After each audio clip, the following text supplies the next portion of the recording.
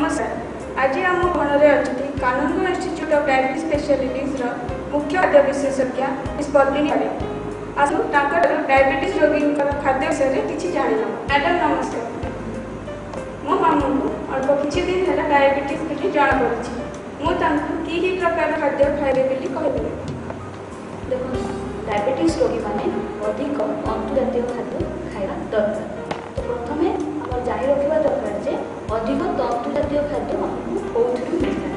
विभिन्न प्रकार सबुज पनीपरिया शाग सालाड इत्यादि अधिक तंतुजातीय खाद्य मिलता है। यह छड़ा डायबिटीज रोगी मैंने अधिक चर्बी जातीय खाद्य तेल घी इत्यादि कम खाइले भल। जड़े डायबिटीज रोगीर प्रतिदिन खाद्यर 55 ରୁ 60 भाग श्वेतसार आसवा दरकार। जमीक आम भात रुटी इत्यादि और 25 ରୁ 30 भाग पुष्टिसार आसवा दरकार। जमीक माछ मांस अंडा डाली जातीय जिनस और 15 ରୁ 20 भाग स्नेहसार आसवा दरकार।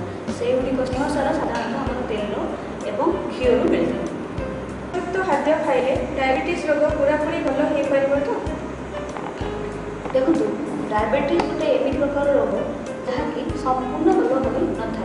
मात्र आम जब खाद्य नियंत्रण करूँ आम ब्लड सुगर कंट्रोल रहा। डायबिटीज चिकित्सा 3टी माने मेन जिन खाद्य नियंत्रण, सेकेंड जिन एक्सरसाइज व्यायाम और तृतीय जिन डाक्तर आपको जो अनुसार परामर्श देते आप ठीक से भाव में वो खाଇବା दरकार। तो जेकोसी व्यतिक्रम द्वारा आप डायबिटीज बढ़ी जाए। डायबिटीज मीठा खाଇବା तो मन ताहले डायबिटीज रोगी अन्य सब प्रकार खाद्य खाई पारे। देखो डायबिटीज रोगी मान को मीठा खाଇବା मना। मीठा छड़ा मुझे आपको पूर्व क्वेश्चन कहली कि मीठा छड़ा अधिक चर्बी जातीय जिनस तेल घी इत्यादि डायबिटीज रोगी मान क्षतिकारक। ताकू छाड़ी जो रिफाइंड प्रोडक्ट जमी मैदा कि जेकोसी मैदार जेकोसी जिनस सेगुड़ी डायबिटीज रोगी क्षतिकारक। या छाड़ी माटी तलर पनीपरिया जमी आलू सार इत्यादि डायबिटीज रोगी मान खाइबा मन। डायबिटीज रोगी मैंने माछ मांस अंडा सब प्रकार जिनस खाईपर। तो डायबिटीज रोगी मैंने साधारण रोग भली माछ मांस अंडा जी आमिष जातीय जिन सब खाईपर किंतु केतिकी परिमाणर खाइबार अच्छी और तार प्रस्तुति प्रणाली केमी हवा दरकार ताहा जानी रखिले भल। जमीक आप माछ खाऊँ गोटे केजी रु बेसी ओजन माछ खाइले तो सहीटा आपंकर 50 ରୁ 80 ग्राम भितर है भल। यदि चूना माछ बा छोट माछ खाऊँ ताहा 100 ग्राम भितर भल। चिकेन खाइले 100 ग्राम भितर भल। और जब खासी मांस खाइले ताहा मासे कि 2 मासरे थरे खाइले भल। कहीं साधारणतः खासी मांस चर्बी टी अधिक परिमाण खाए माछ कि चिकेन अपेक्षा। और जदि जिते आम कौन से आमिष प्रस्तुत करूँ कम तेल मसला रांधिले डायबिटीज रोगी मानी। पिला माने कहीं बड़ माने भी फास्ट फूड बाजार में मिलुवा तेल भाजी को पसंद करती। तो बाजार में मिलुवा तेल भाजी और फास्ट फूड केते परिमाण खाई हम और खाई हम कि नहीं कहते।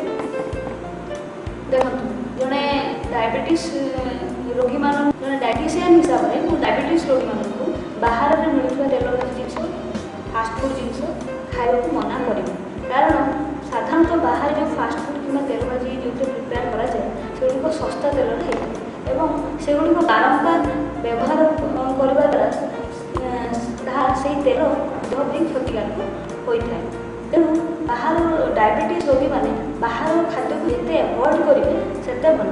जदि के फास्ट फूड कि तेल भाजी जिन खावा आप इच्छा हुए ताहा घरे कम तेल में प्रिपेयर कर खाई। बाजार में मिलुवा कृत्रिम शर्करा व आर्टिफिशियल स्वीटनर खाईपर कि नहीं और तार व्यवहार केते परिमाण निरापद से जानवा इच्छुक। डायबिटीज रोगी चीनी सब्स्टिट्यूट हिसाब से आर्टिफिशियल स्वीटनर कि कृत्रिम शर्करा व्यवहार करेंगे। साधारणतः आम 4 प्रकार आर्टिफिशियल स्वीटनर मिलता है साकारीन आस्पार्टेम सुक्रालोज एवं आशा सल्फेट। तो सबुठ निरापद कृत्रिम शर्करा हूँ सुक्रालोज। पुणी जानी रखा दरकार जे क्यों कृत्रिम शर्करा को केते परिमाण में खाईपर। जमीक आम जदि आम साकारी कि सुक्रालोजर कृत्रिम शर्करा व्यवहार करूँ 0.5 mg पर केजी बॉडी वेट अनुसार आम व्यवहार करें। से जब आस्पार्टाम व्यवहार करूँ 50 mg पर केजी बॉडी वेट अनुसार व्यवहार करें। तो अधिक कृत्रिम शर्करा जदि आम अधिक कृत्रिम शर्करा व्यवहार द्वारा आमर कैंसर कि स्नायुविक दुर्बलता होइबार संभावना बढ़ी जाए। मिठा और तेल भाजी खाइबा नहीं तो मना कले एबे फल और फल रस खाइपारे कि नहीं? जड़े डायबिटीज रोगी कम मिठार फल जहाँ 100 ग्राम वजन भर होते से प्रतिदिन खाइबे। तो आम जाणी रखा दरकार जे कम कैलोरी बा कम मिठा युक्त फल जमी आम सेव कि कमला मौसमी नाशपाती अधा पाचिला अमृतभंडा तरबुज इत्यादि कम मिठार फल जहाँकि आम गोटे दिन 100 ग्राम भितर खाइपर। बाकी रहा आमर बेसी मिठार फल जमीक सपी लिचु अंगूर आंब पणस नड़िया एगुड़िक हाई कैलोरी बा बेसी मिठार फल होता है। सेगुड़िक केतबेले केमती लिमिटेड अमाउंट खाइले देह में किसी क्षतिकारक नुहे। ता छड़ा डायबिटीज रोगी मैंने कौन टाइप रस फल रस व्यवहार न पीले भल कहीं फल रस आप साधारणतः जो बनवा समय टी अधिक फलर आवश्यकता पड़े। ता छड़ा आम जब गोटा फल खाइबू चोपा सह खाईदे कि फल रस बनवा समय चोपा को आम बाहर कर देखाऊ। तेणुकर से चोपा द्वारा जो आमको तंतु मिलता है जदि फल रस पीबू तो से चोपा बाहर करके फल रस बने से तंतु आमको मिल। आज आम आपको डायबिटीज रोगी मान खाद्य विषय में बहुत किसी तथ्य जाना